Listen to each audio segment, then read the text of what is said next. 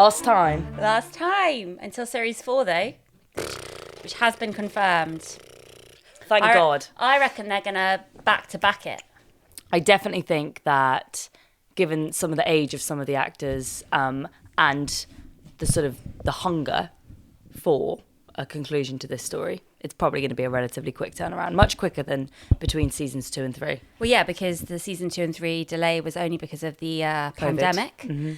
And now I realise, after stalking Kieran Culkin's wife extensively on Instagram, they were filming last summer in Italy, and so was Red Scares. Exactly, yeah. So no, they were filming recently, relatively recently, so they can turn around a series quite quick. They can definitely turn around a series very quick. And oh my God! Oh my God! This episode was so good. So, in terms of finale for series 1, 2, and 3, which is your favourite? This one had a much more subtle, much more mature ending, with, rather than it being some huge shock twist at the end that kind of leaves you shaking like it did with Kendall killing the waiter and Kendall turning on Logan. This delivered such a sort of surprising lateral blow that I feel so intrigued by it. I don't agree at all. I think this is more of a bombshell.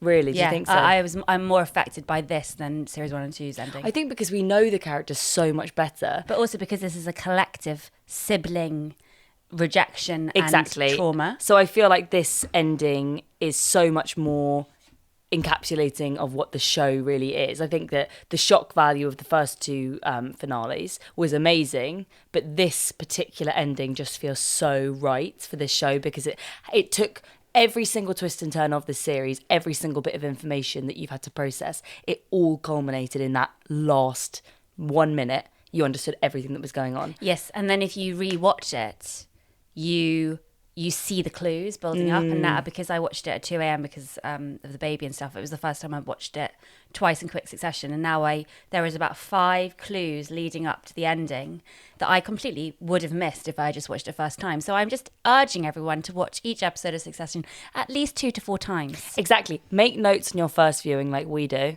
And then enjoy the second time. And then enjoy the second time with all of the knowledge that you've acquired. I feel so knowledgeable right now. I feel so knowledgeable. It's so great, like being so well researched. Do you know what I really want to do now, just as a super geek? I want to go back and write down who's directed each episode, who's written each episode, and see if I can just see a little, some clues as to, because there's a definite different energy, such a different energy with each episode. I feel like this episode was less gag heavy. No.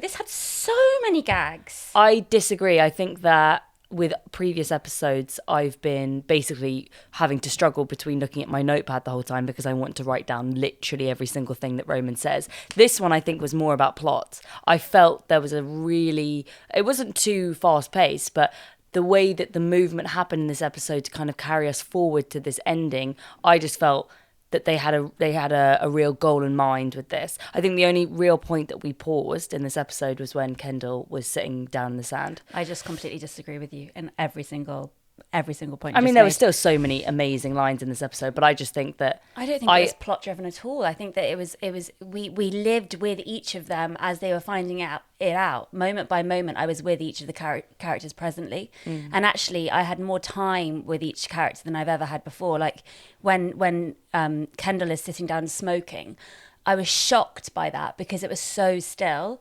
Then equally with Roman and Logan on the boat going to Maxon's, and they have that kind of hilarious, excruciatingly real conversation where Logan stares at Kerry and says, she's look at that, what she says, it's like, it's a fine piece of arse, or look at that woman. No, he says that it's an attractive woman. He doesn't even say anything. Oh, that's an attractive woman, isn't it? And then he says, what is it? Just screens and up the arse with you. Are you scared of pussy, to Roman? And they had that moment of just stillness between them.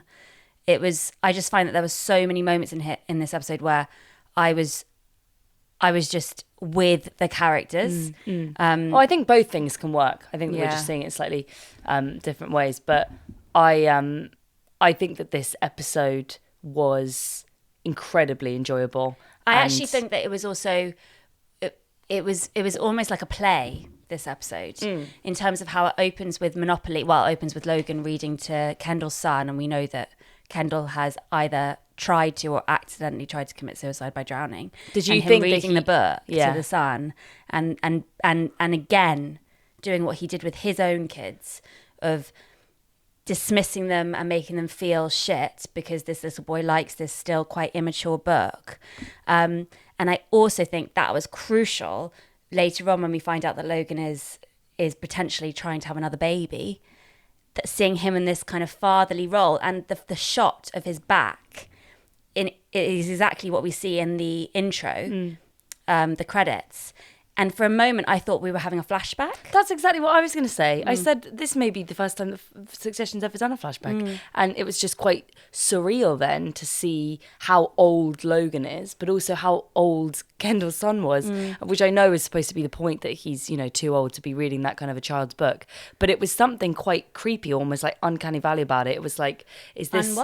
Uncanny Valley, it creeped me out. I've never heard that. It's a cool expression, baby. It's actually, I didn't use it correctly there. Uncanny Valley is supposed to describe when something sort of looks real, but it's not quite real. It's like a movie term described like for when you see like AI, it's supposed to give you the chills because it's almost human, but it's not quite human. Right. Whereas with this, it was like there was something about it that was just off. It sort of looked like a father and son, but then there's something off because he's too old and he's not his son. And I just feel like it set it on such a creepy where I felt tone. that Logan was so young.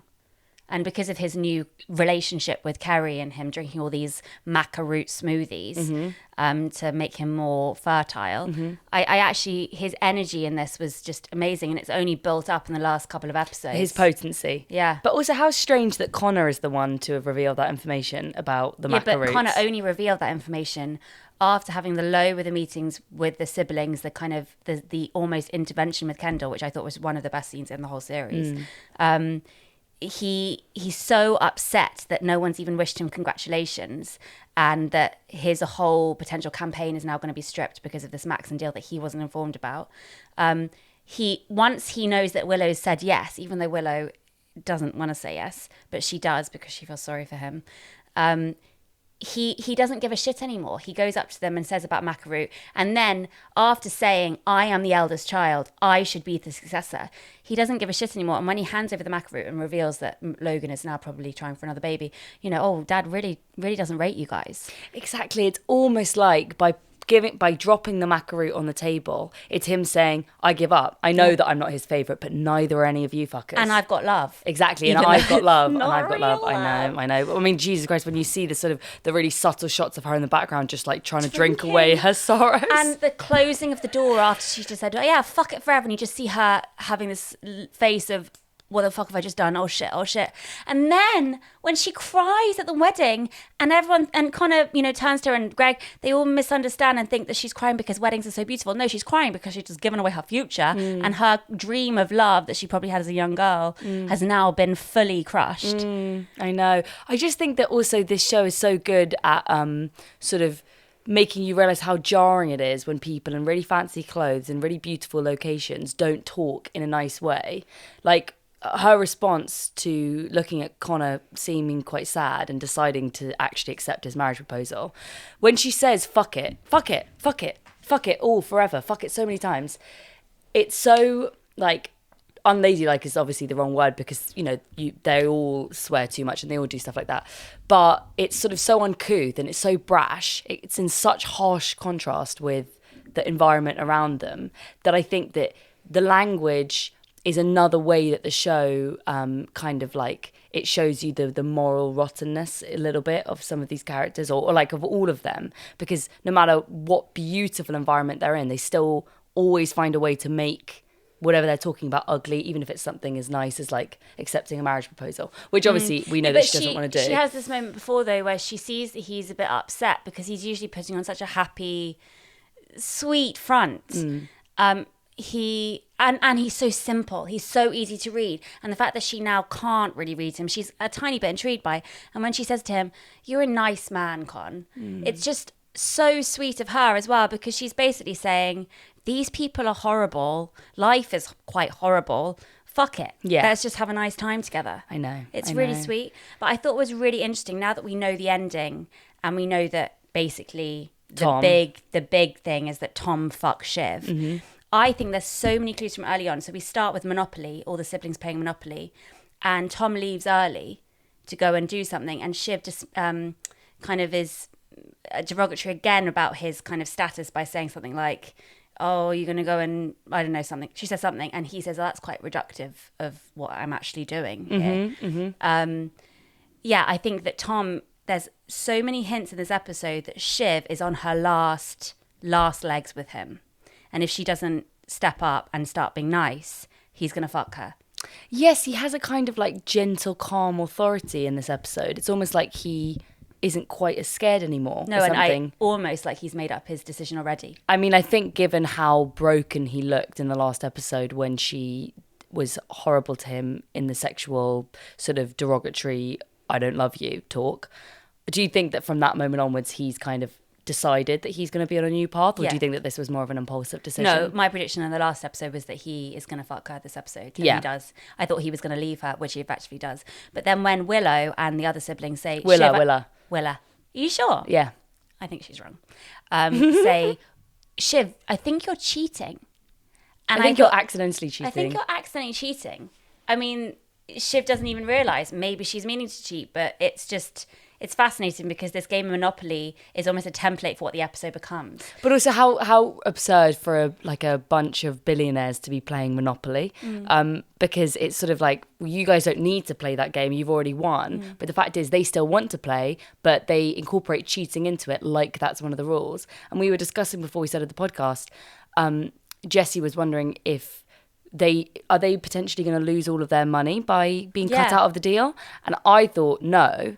And you think that maybe they will, but maybe they're actually worried about money. I don't think they've got any opportunities to make new money. I know, but I think it doesn't matter. They're always going to be rich kids, but the only thing that matters to them at this point in their life, money isn't even in the question anymore. It's like, doesn't even matter to them. It's about power. It's just about being involved in the discussion. And I think that playing Monopoly is a perfect example of that. There's no reason for a bunch of rich people to be playing Monopoly, but it's just because they want to feel the power over each other. And it's so fluid to them making these huge decisions even in the Monopoly game. Even to cheat is an easy thing for Shiv to do. But Willa, she has this moment where she says, actually, no, it doesn't feel right. I'm not going to take something.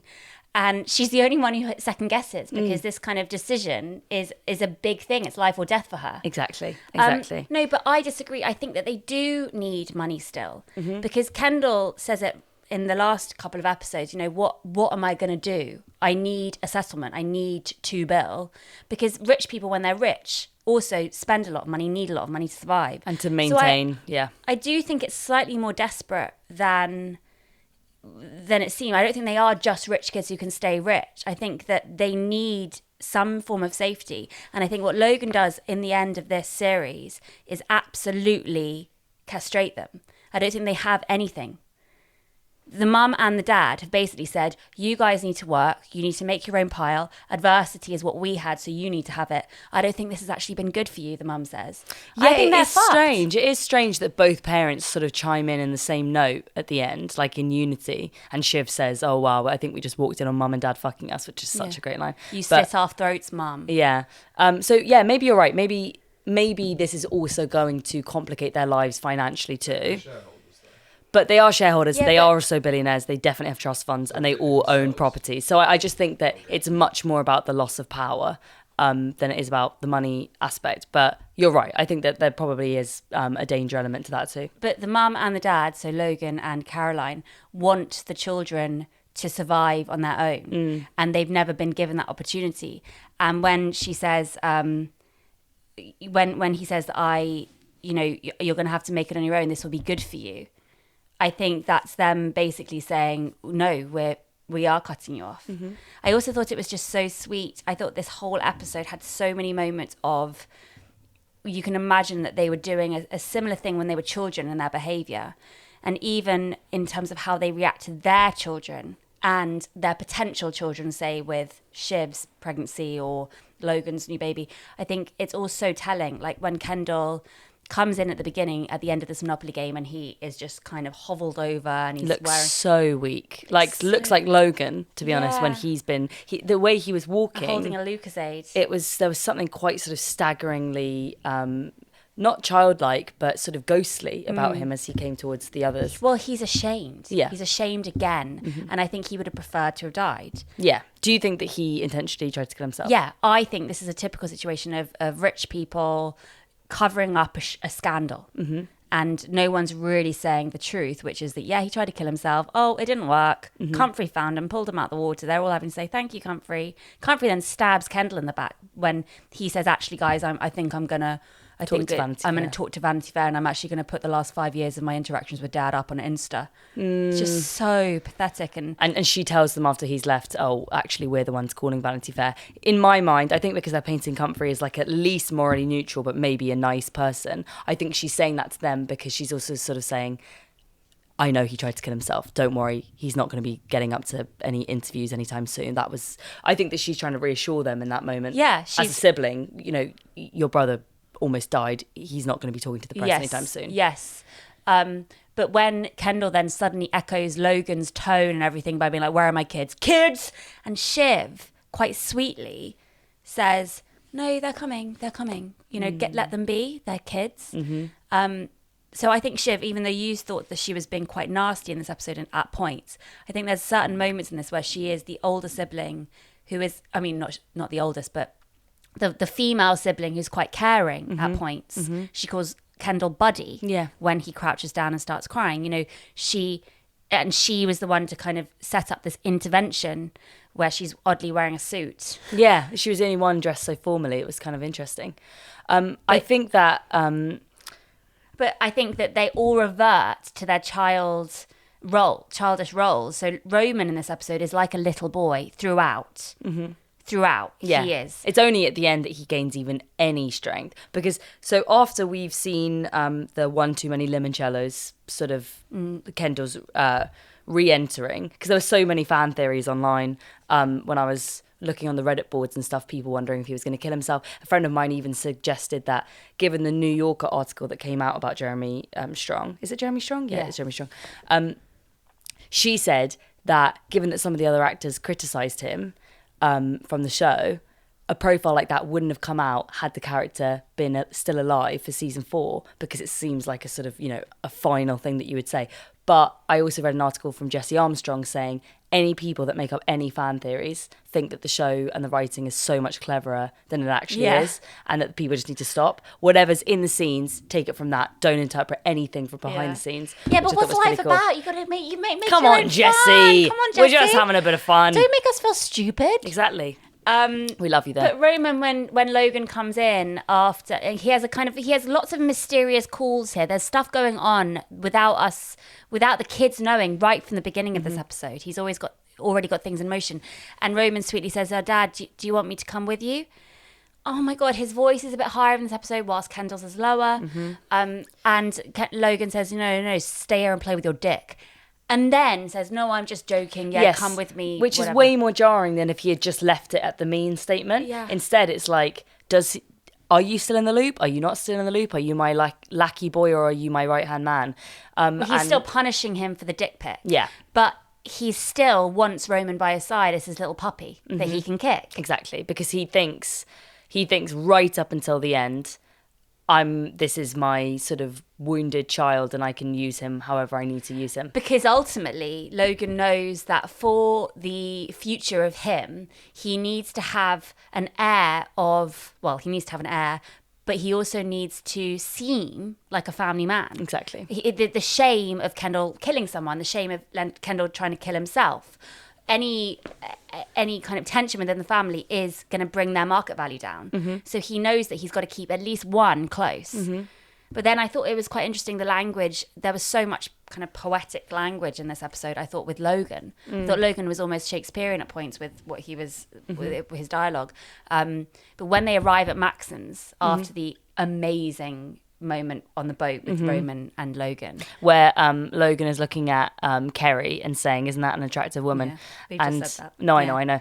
We just said that, baby. And he suggests that Roman gets straightened out. And I wondered what he meant by that, because straightened out, is that Is that like in a literal sense, like go to rehab or go to some sort of like sexual therapy? I think Logan prides himself about being a grafter who's built him way up, that is straight and follows not the rules, but plays the game. And I think that shows that he's so disgusted by Kendall and the fact that Kendall was or is an addict, and that Maxon might be, into hallucinogenics or whatever. Like he has such disdain for anybody with those weaknesses. Yeah, exactly. It's moral weakness. And so when he says to Roman, go and get yourself straightened out, I don't want to know, that's him saying, I am not willing to talk with you about what's made you fucked up sexually. Even if it was my fault. Even if it was my fault, which is something that he would never, I don't think, examine within himself. But you go and deal with it. Go somewhere else where I can't see it, and then come back when you're better. Yeah. So, I just thought that was such a boomery way of dealing with that sort of a situation. Exactly. And later when he's talking to Maxon, and there's that moment where he there's so many moments where he becomes philosophical. Yeah. But first of all, when he gets out of the boat and there's a helper and Roman holding out their hands, and he doesn't take Roman's hands. They're all little clues for later, aren't they? Sprinklings of what's to come. And then but the philosophical thing, the philosophical thing. So he gets off the boat and he immediately says to Maxon, what's going to happen with the merger? And Maxon says, oh, we're getting straight to it. Well, yeah, otherwise everything will be boring. And then Logan says, well, yeah, everything is boring, isn't it? I just think that's a really strange moment. Yeah, well, it's Logan reading people really, really well, because I don't think that Logan does find everything boring. No. I don't think that's true. No, but he says, oh, everything is boring, isn't it? Apart from this. Yeah. The business. This thrill of fucking his children over, of getting more money for his pile, is what is making him live. And also maybe the thrill of maybe having a new offspring and fucking Kerry. Which is such a strange note to have thrown in last minute, but I mean, love it. But I don't think Logan does find life boring. He's just really good at reading people, and he knows that that's what this silly, crazy little rich boy wants to hear, especially coming from a legend like himself. But then also Matsson, at this point, as they're walking towards the table to negotiate, has this weird line about Mark Zuckerberg and the slaves. And I think when I first watched it, I thought this story was kind of irrelevant. But then I think Matsson saying this story about how slaves used to all wear the same. I mean, we're probably going to get this completely wrong. No. In Rome, they suggested that slaves all wear the same thing. Colour cape. A colour cape, but it was decided against because if the slaves could see how many other slaves there were, they would rise up and kill their master. Yeah, exactly. And I think this is really important because Logan takes this on board and doesn't want to be killed as the master. And therefore does not let the children know what's going on. Yeah, exactly. I mean, it's so prophetic, isn't it? It's just amazing. So and then also Roman just being so sweet. And basically Max says, okay, well, let's sit down. Basically your business is old, you're old, I think you're tired. And then Roman pipes in and says, do you know, he's in great shape. Do you know who he's fucking?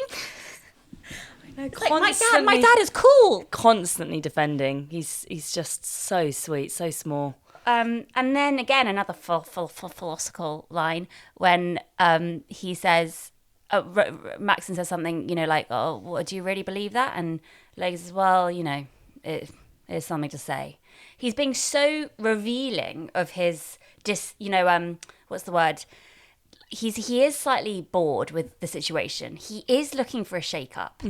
And then he starts going on about the past in America. And these giants that used to be around who smelt of gold and milk. I mean, it's so biblical, the imagery. And then he's saying that these people pissed it all away. And it's like meth and yoga. Exactly. And that has to be a reference to Kendall, to his kids, and to the people around him, probably the other sort of media moguls who've maybe fallen through illness or through addiction. Logan is the only person from that era who's still standing. And that's the reason why he's surrounded by younger people. Yeah. Because he is the only one that didn't sort of cave in to addiction. To weaknesses and has been cutthroat in every other aspect of life. And anyone who's let those weaknesses might have had a nicer time. But he's proud of being that ruthless with everything else. Yeah. But then I think Maxon is so clever here because he plays to Logan's ego by saying, you're hurt. You're probably hurt. You're probably tired.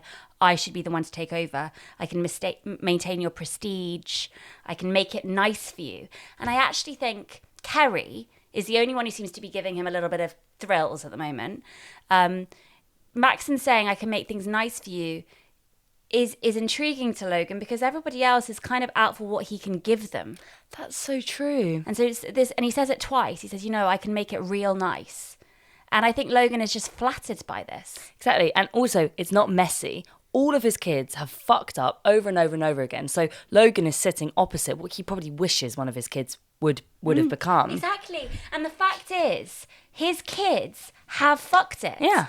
Roman says too many dick pics. Yeah. Shiv always fucks it up, like by just saying the wrong thing in a mean way, and it's not tasteful. Exactly. And Kendall is an addict and has fucked it away. And so it's just so true. He's just pissed off that his kids have been given everything that he didn't, and yet they still haven't lived up to their potential. Exactly. And his hopes for them. Exactly. And smelling of gold and milk. I mean, that's also such a sort of childlike image, isn't it? Because milk, i.e. children, but also gold, as in these children have been born with a silver spoon in their mouth. Maybe he's saying that his children could have been giants, and they've also pissed it all away. Exactly. And then very sweetly, when Maxon says, I should be the one to take over, they cut to Roman's little face. And Roman is just like, Dad? And thinks he's joking then when Logan sends him away back to the wedding, and he thinks, oh yeah, I better get back for those nuptials. And then realises he's not joking, and then tries to kind of style it out in front of Maxon, who's his big cool friend. It's just heartbreaking. It's so embarrassing. I feel so embarrassed for him in that moment. Oh my god. And he squeezes his dad's shoulder on the way out. He squeezes, and Logan doesn't give a shit, but Logan also, I think, at least he has Roman there. Roman is on the inside. But then we go back and we see the sibling intervention, and it's just, Shiv's in a weird suit. Kendall rocks up, and he sort of looks like a bit like a rock star. He's wearing like a sort of chainmail, metal necklace and sort of matching outfit. I fell off my fucking floaty. I just fell off my fucking floaty. And it's so funny, this intervention, because it's so harsh. It's how I imagine our siblings would have an intervention. Exactly. So when he realises, look, we love you, Shiv says, we're here because we love you. What is this as an intervention? You need an intervention. No, yeah, you need an intervention. You need an intervention. You don't get to intervention me. It's just so funny. It's so childish. Exactly. It's just so typical of probably all siblings. And then Roman jokes, well, actually, I'm a bit churned up about my big brother, to Connor, when Connor says, I just think it's just so funny how they're joking already about it, but they're also hiding the fact that a huge thing has just happened. If Kendall had died, everything would have changed. When a disaster strikes, life does stop, and they all know that, that was a close one. And they're not talking about that. Exactly, but they're constantly skirting the big disaster, So they probably think that they can just like glide over it. They can glide over it, and they got away with another fucking near miss of a tragedy. And then we have Kendall opening up and saying, look, do you have any idea what it's like as the eldest sibling to be promised something and to be taken away? And you zoom in on Connor as he's sort of playing with his knife. It's really strange. It's so awkward. It's so adolescent in a way, but it's also obviously slightly aggressive, but it's a butter knife, which is so sort of, it's so classic for him, because he is sort of like impotent. Loves butter. He just loves butter. No, but like for him to be holding a butter knife as he's kind of like trying to cut himself, but failing at it because it's not sharp enough. He's cutting the table. He's just like so annoyed and doesn't know what to say, and is just being an idiot. Exactly. So it's such a perfect image for him. But when he actually comes out to say, I'm the eldest son. He says it under his breath first. He mumbles is even worse. it. And then it gets louder, and then it's something that he repeats, I'm the eldest son. Shouts, and everybody looks, and then Shiv's like, come on, just stop it. And let me lead. Exactly. And then he does let Shiv lead. Yeah, but he leaves them on the note of saying, none of you have said congratulations to me. And I think that they all do feel genuinely guilty in that moment. But he also says, I didn't see Pop for 3 years, but your spoon wasn't fucking shiny enough. Exactly. God, why do you think he didn't see? Well, so the I father reckon for when 3 he years. remarried and started having kids with Caroline, he probably just didn't see Connor. So Connor has been wiped off. Connor is the oldest son. Exactly. But he's just been disregarded like Yeah, trash. exactly. And that's why Like he trash. has certain... And then later on, they're all standing by the trash cans as they're being thrown out. Exactly. Oh my God. So much imagery, isn't there, Jessie? So, Then yeah. we have Connor and Willow in the fuck it forever scene, which is just so great. But standing by the car, ready to get in, and Willa sees Connor's face hurt by what his siblings have said, and decides to take pity on him. Yeah. You're a nice guy, and how bad could it be? Imagine if you responded to a proposal in that way. Yeah, fuck it. Yeah, fuck it. But he doesn't even notice. No, because he's so thrilled. He's just so happy. Yeah, and then only on the second watch did I realise the importance of the next tiny scene with Frank and Carl arriving, with Kerry ushering them in, and they immediately say, we need Wi-Fi, we need Wi-Fi, we need a room. How is he? And then Kerry says, oh, well, he's fucking amazing, as always. It's because they obviously have already been told that this is the plan. They're going to kill the siblings. Let's go. And I thought it was really interesting how in this episode, having had Frank, Carl and Jerry as such strong presences in each episode, really, suddenly it is they take a back seat and they're observers into the evilness of Logan and how that he's about to destroy his kids. So they just take a back seat and watch. Yeah, but also this episode is supposed to make you wonder what's going on. It's supposed to feel secretive. It's supposed to feel like a bit of an exciting mystery. So the fact that Frank and Jerry and Carl are sort of sweeping around in the background and you don't really know where Kerry's taking them off to and where's Marsha going. And then you see them all in the room at the end, silently sitting there. It makes you realise that real power is it's when people just fall in line. Yes. And you don't see them because they're not with the siblings anymore. Yeah, it's like an acting. And they are just followers. They are not the main players here. They are going to follow where the money and where the power is. It's like and that's why they're sitting there. You find out you've got the part. Exactly. Also, how interesting that Kerry was wearing like a bright pink suit. Bright pink. She was baby really, pink. she was out there, you know, I feel like her feathers were on full display. Well, actually, I thought there were so many shots in this where we were following Kerry's eyes or following her back. So right at the beginning when she's delivering a smoothie, which we don't realise yet is a fertility smoothie, to Logan at the pool. And then later when she's going in to just say something secretly to Jerry to usher her up to where the secret room is, we are following her. And even her relationship with Marsha, which is so weird because Marsha is so silent, and that can't be. I was thinking there must be a scene that's been cut between. We must have just not seen something of Marsha, but I think that's on purpose to show that Marsha is implicit in this too. Absolutely, because she wants to fuck the kids over. And do you think maybe even Marsha is sort of aware of the fact that when Logan, then Marsha comes out the room and Logan's on the phone and does this to Marsha, saying, "Don't tell the kids." Now I realise that's what it was. But also maybe Marsha is aware that... That was me doing a shush sign, sorry. Maybe Marsha's aware that Logan is going to have a baby. Maybe Kerry and Marsha are in it all together. Well, yeah, because of course she wants her to have a baby. And Alfie's theory is that it's not Kerry's baby, it's Marsha's baby. But Marsha's too old. She's surely... Exactly. So Kerry will carry the baby.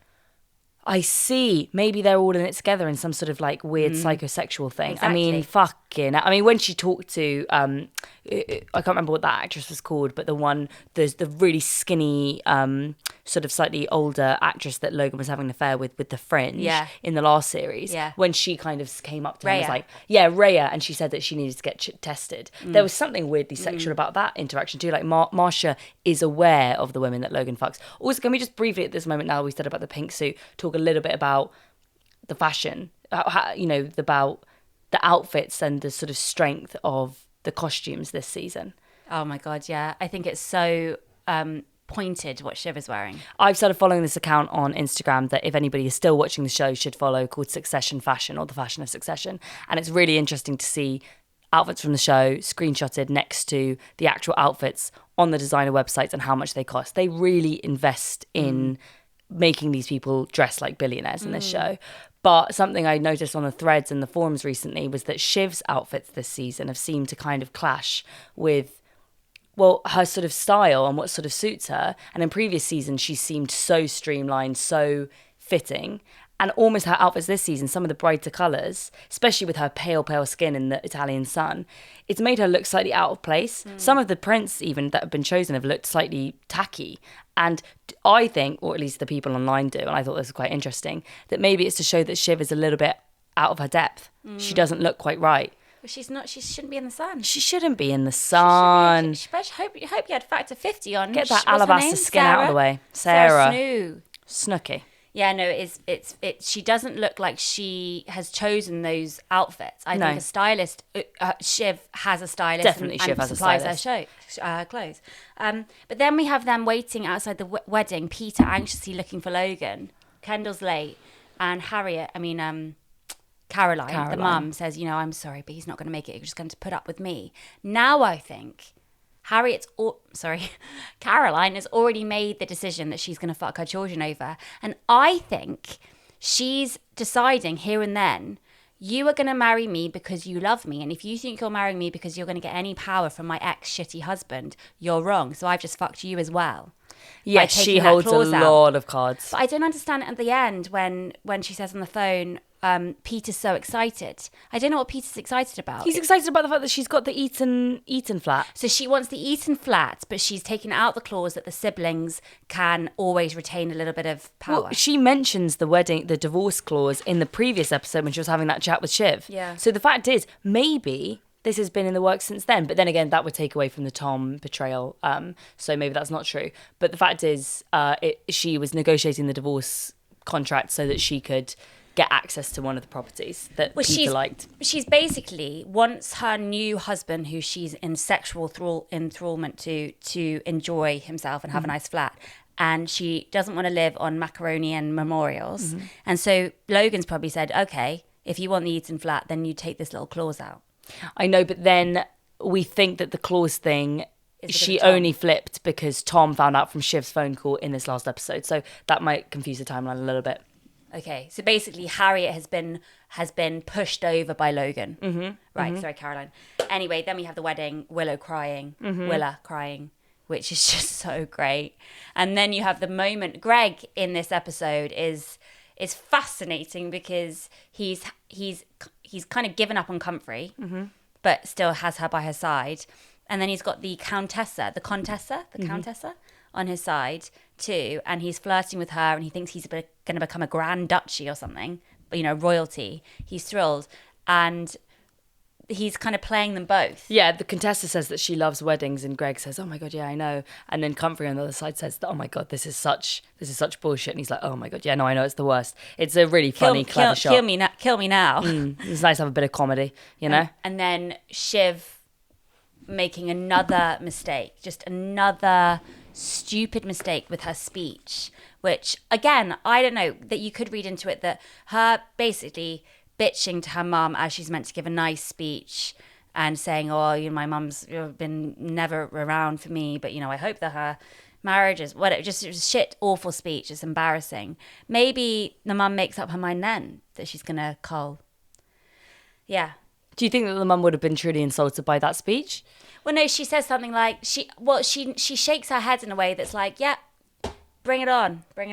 Yeah, I mean, Shiv, it's quite strange to see that she is like not as charismatic as she could be in a public speaking scenario like that. But then again, she doesn't particularly like the mother, and they have a very strange relationship. So it makes sense that she would do a shitty kind of speech. Yeah. And then we have Kerry revelation that she's supplying Logan with maca root for his semen, and it just all suddenly kicks into gear now when the Maxon deal seems to be jeopardized.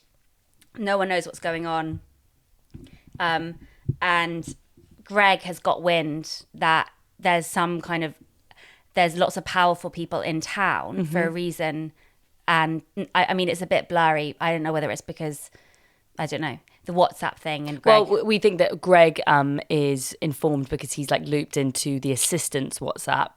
But then again, it also could be an indication that Greg is actually slightly better at the business side of things than we are aware of. He's just goofy in real life. But it becomes very clear that there are things going on that the kids don't know about. So, and Jerry is swept away, and Roman tries to find out from Kerry why. And And then Shiv finds out from Roman, okay, I'm going to come clean. Maxon wants to buy us out. Shiv goes into absolute panic mode, tries to get Kendall to come. Who's and having have a his chat. peaceful cigarette on his own. Yeah, really weird shot of him low down and solitary and sad. And then just the best scene in the, This is definitely one of the scenes of the season, isn't it? and it's just so beautiful how it looks. They're by the bins outside. There's sand everywhere. They're all just in the blaring sun and all just panicking. They look sort of so out of place, and yet also they fit the scene because the sandiness kind of looks like an old schoolyard, and they look so young for a second again. And they're also, they're actually quite nice. Like, Kendall immediately says, look, I don't want to get involved. I don't want to get involved. And Shiv says, no, you need to, because we need to work out what we're going to do. Kendall sits down and starts breaking down and basically tells them everything. He says that he's not feeling connected to his children. He says he's not feeling connected to anything. And children that he's bad. or endeavours. And I think that if those two things aren't working for him, then he doesn't have anything. Yeah. And he's then the same as his father. Yeah. So what's so amazing about this scene with Kendall finally confessing that he killed a kid is that you really do get a sense, as what I was saying to you before, that this kind of secret, it is the kind of thing that when you're carrying it on your own, yes, it could completely destroy you, but it's also the kind of information that the second that you share the burden, it becomes a different thing entirely. Yeah. And I just felt that because we get so much meanness in this show, we get so much of the worst, we get so much of the cruelty, to see even the moments of Roman and Shiv doing what a sibling would do is what I would do for you, which is trying to laugh it off, trying to make you feel better about it, saying, no, you didn't kill him. Sounds like you did what you could. I would have run away in a heartbeat, making light of it. I literally felt like a weight coming off of my shoulders. Yeah, I can't even imagine what Kendall would have felt. He immediately burst into tears. I'm so lonely, or it's been so lonely. And I thought it was just so interesting that he kept saying to them, no, I've done a bad thing. I'm a bad person. I'm a killer, which is exactly what Logan wanted him to be at the end of the first series. You're not a killer. And then Kendall's whole plight in the second series is to try and be a killer. And then that's what he tries to do at the end. And he fails again. And he's basically saying to his siblings, I tried to get us out and I failed. So now we have nothing. And then when Shiv gets the call, I don't know who Laird is. Who's Laird? Laird? Yeah, I know. Laird was in on the negotiations and then was taken out. So wanted to be nasty. So got in touch with Shiv to tell her what's going on. As Shiv is having this call to find out what's happening, Roman sits down with Kendall and kind of sweetly says, well, we've all clipped a kid with a Porsche. Yeah. Which is just so sweet because he's just trying to make Roman feel better. And Kendall truly does laugh. He actually does seem lighter. It seems like the first time he's genuinely laughed in a long time. Yeah. And it is disturbing, obviously, to realise that these people don't care about the kid that died. But I think in their world, at their level, they just truly know that it doesn't matter. Yeah, but Roman makes a good point. It doesn't sound like you killed him. It sounds like you tried to save him and it was the water in the road that killed him. Which makes you, as a viewer, reconsider. It makes you think, yeah, that is kind of what happened. But the truth is, Kendall did manslaughter. That's what he did. If he had actually come clean there and then, yes, his career would have been over and their family would have been really difficult. But everything is better if you tell the truth. And that's in the car so basically then Shiv makes it clear that they're fucked and they need to go.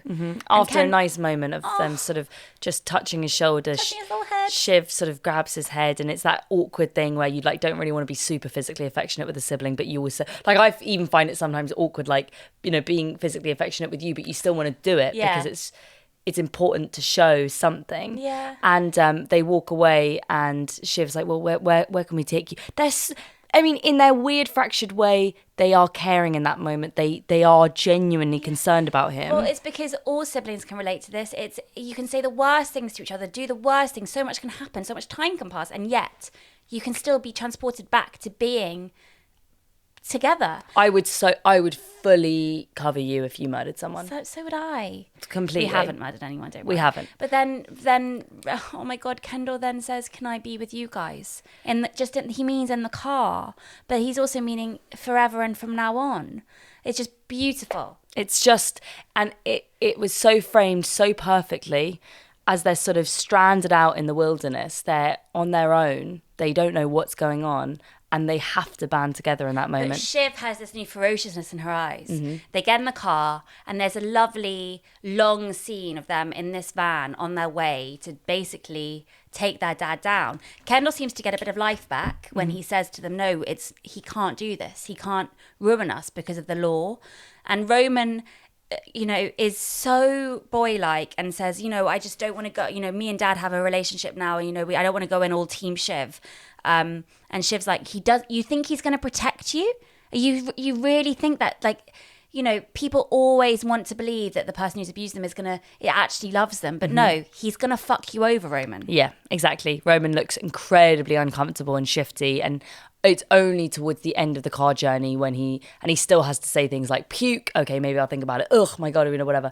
No, but he says, I'll puke. I can't say this. Oh my God, it makes me feel sick to say this, but I think actually we would be better off as a team. We make a pretty good team. And it's just so sweet because he's choosing his siblings, even though he's kind of, up until this moment in this episode, been so on his dad's, been there for his dad and wanted his dad's approval at every single second. So they are choosing to go in as a trio. It is heartwarming. It's so lovely. heartwarming. And the fact is that they're okay as long as they're together. Exactly. And they all have so many individual flaws, but their flaws are also different, that when they are together, it does kind of work as a team. It does work. Because you've got Shiv's ruthlessness, you've got Ken's business mind, and you've got Roman's sort of sense of the human touch. Yeah. Together they do actually work as a team. Totally. I believe that they can accomplish things. And then when they go into this huge house and they try to find their daddy. After Shiv has spoken to Tom on the phone. Oh yeah, Shiv speaks to Tom on the phone. We see Tom make up his mind. He goes over to Greg very glowingly in probably the kindest interaction he's had with Greg in the whole show. But after saying on the phone to Shiv, "Where do I fit in?" And Shiv's like, "We'll talk about that later," just assuming that Tom will always be there. Exactly. That he's going to fall into line. She can click her fingers and he will do whatever she says. And then Tom sort of floats over to Greg in full power and suggests to Greg that he comes on board with him. He can't tell him anything about it, but you should trust him. Come over you're going to do a deal with the devil with me. I mean, that's already such an indication. I thought it was weird, the sort of the language about devils and Greg saying that he didn't have a soul. Who needs a soul? Yeah, Boo souls. Tom says, who has ever been cared there about for you in this family. Yeah. And he is literally talking about his own wife in that moment. Yeah. He's decided there and then. I mean, oh God, you should have guessed from that moment. It's amazing that the sexy. show. He's sexy he's in that really, moment because really when sexy. he walks away, like, I've got things to do. Mm-hmm. You're like, what are you gonna do, Tom? Exactly. I saw on the Reddit thread as well, people talking about the tragedy of Shiv and Tom's relationship. If only Shiv could see the version of Tom that we as the viewer get to see when he's psychosexually torturing Greg, or when he's making these decisions in his mind to be kind of ruthless. Yeah. That would be the man that Shiv would actually fancy. Yeah. But instead he only shows the weak side to her. Yeah. Until oh my God, this is the best scene I think in the whole series. No, I feel like the scenes between like Shiv and the mum, that scene. No, but that stands alone because it's just so unusual, because the mum isn't such a recurring character in terms of all the main players being in one room, plus having the audience there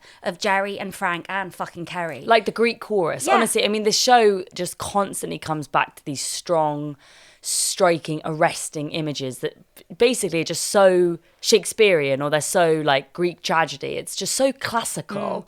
And so basically they try to find Logan. Roman speaks to somebody. He's like, "Can I look at that paper? Do you know where my dad is, Logan?" Sorry about my accent. We're going to miss your accent, aren't we? And then we have the security guard outside the room. And this is the first indication that Logan already knows that these three are here. But also when Kendall walks towards that security guard, probably an image of such fear in his head up until that point, because he is the one that retrieved the key card. He's the one that knows Kendall's secret. But Kendall walks up to him with strength because he's been bolstered by his siblings. And he's got his siblings right with him. I mean, it was beautiful to see that. And Logan shouts from him, from within the room, let them in. So somebody's already let slip, and they don't quite clock that yet. No. And he's so kind of casual. Oh, sit down. Come in. Oh, but get this fucker out. I don't want him hearing. Yeah, he says he's giving me doggy evils. I don't trust him. Yeah.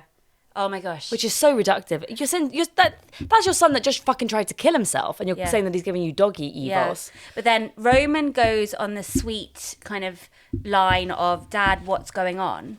And Shiv stupidly, yet again, goes in too harsh. Whenever Shiv goes in too powerful and too authoritarian with, is that the word? I don't even give a shit if that's the word. It is. And you pronounce it right and everything. Thank you. With her dad, Logan starts to hate her because it's showing, oh no, she's rising up. Let's slam her down. So what Logan does within this scene is go from, right, let them in, see what they've got to say, and I'll see if they can just understand where I'm coming from.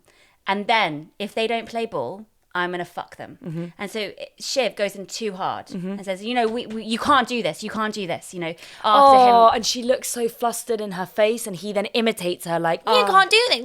That was a shocking, horrible moment. You realise how much disdain he actually has. Yeah.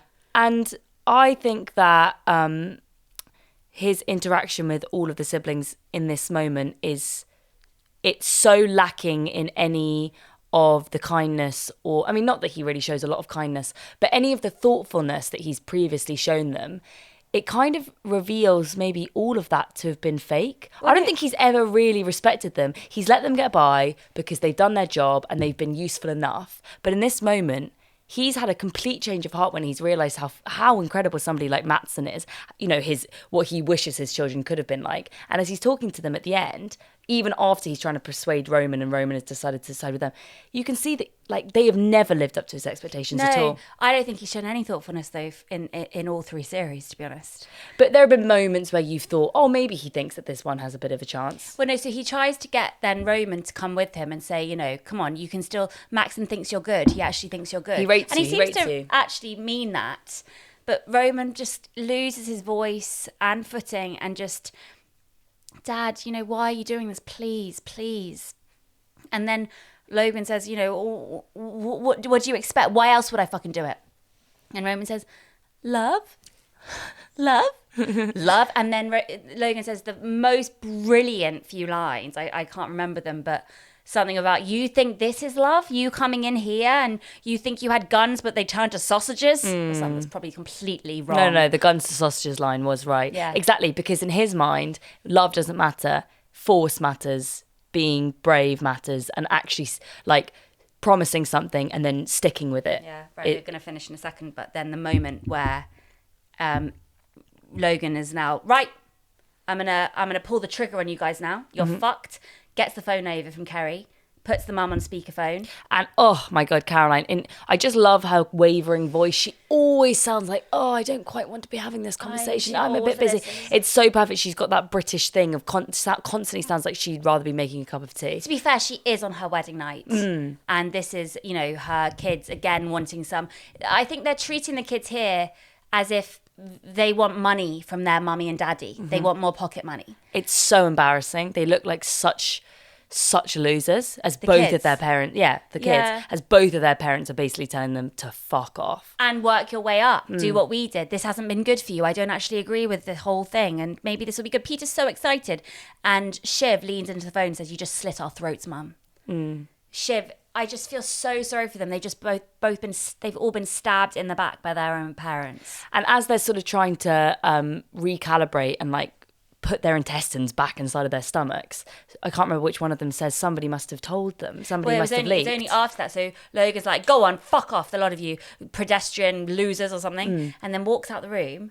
And then Shiv's like, yes, somebody must have told them we're coming. And then you see Tom come in and Logan put his hand on her shoulder. And the hand on the shoulder thing, that's an important sort of image and theme for the show. How many times have we seen a hand on the shoulder mean so many different things? And in this episode, we've seen, you know, Roman try and touch his dad's shoulder. We've seen Roman touch Kendall's shoulder. Like, we've seen so many moments of that being such an important gesture. And then for Logan, to give that to Tom. And Like Tom, he did in the previous episode where he says, I'll remember this. and for Tom to then walk over to Shiv, who is shaking. We have never seen her look so vulnerable, as Tom stands just out of frame, finally holding Shiv's shoulder, finally in the driving seat himself. And she has to now realise that her husband has got power. Because she doesn't say anything No, to she him. doesn't say anything because that's all to come. And because she knows that now Tom, she has to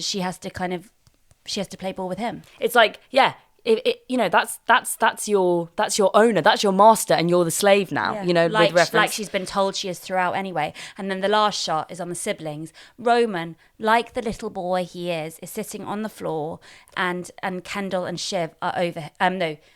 Kendall and Shiv are back over him. Oh my god, it's just so tragic.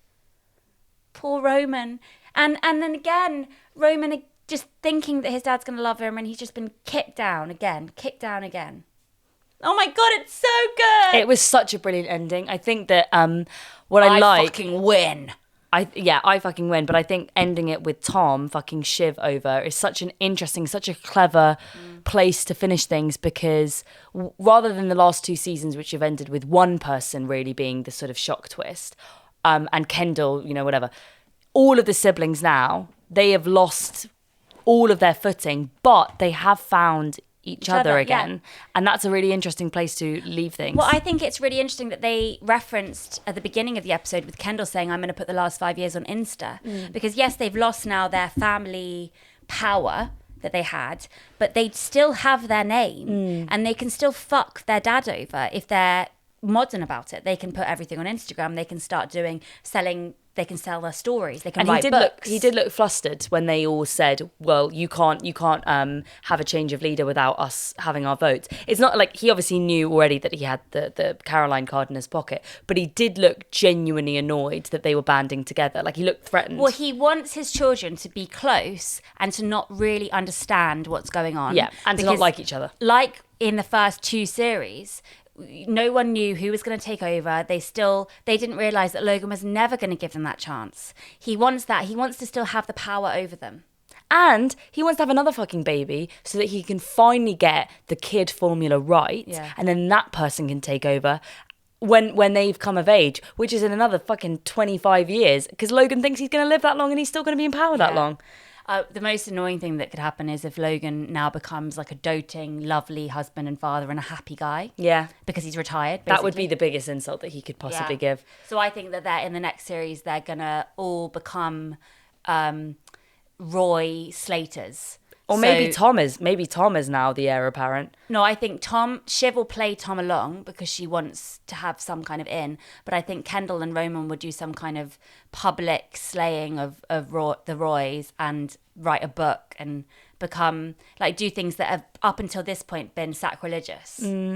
But Kendall hopefully will start to heal, which is a really weird thing to want, because I can see that he's kind of evil. Like, he killed that boy. He didn't kill that boy, though. But he didn't, and I want him to be okay. I want Kendall to be okay. After really disliking him as a character, now I really do love him. I just think, we all read the profile or bits of it, and, I can't hate Jeremy Strong because I think his performance is too good. No, but if you read the Hadley Freeman interview in the Guardian, he's really sweet. He's just an actor. He's like a fanboy of acting. He's such a fanboy of acting. He had all these posters of method actors on his walls, and he finally found his big break. In his late 30s.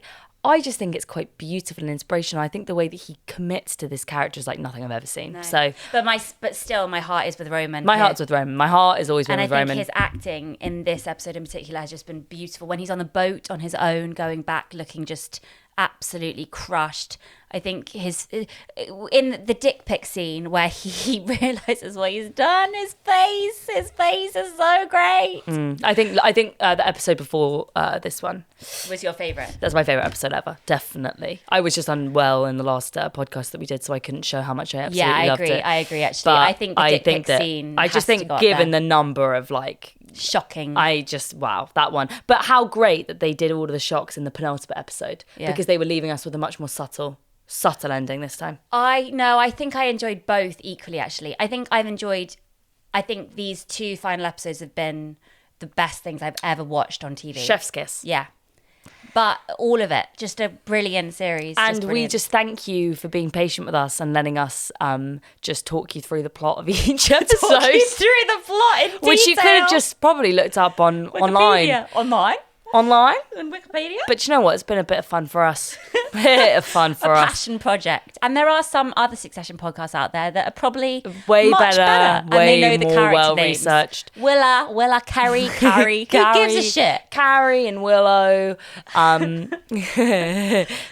and Roger. Maxon, you know all the Milken, kids. Milken, Lenny, the dad. Caroline, Harriet. We had a great time. We had a great time. And I can't wait to be with The Voice again. I can't wait either. And, you know, I just think my dream role as an actress would just to be a secretary in the background who has to come up to Logan at one point. Season 4. Quick blowjob. Come over to London. Yeah. Come over to London. We'll be in it. We'll be in it for free. For free. I'll do it for free. Yeah. I wouldn't do it for free, but I would definitely be up for anything. Exactly. Brian Cox, we'd be up for anything. Yeah. We'll have your next children. We'll double surrogate it. Yeah. Yay. Or sell him your child. Sell him my child. Yeah, sell him your child. This kid's gonna be out for some work. Exactly. So take him. Drink his blood. Okay. Adios. Love you.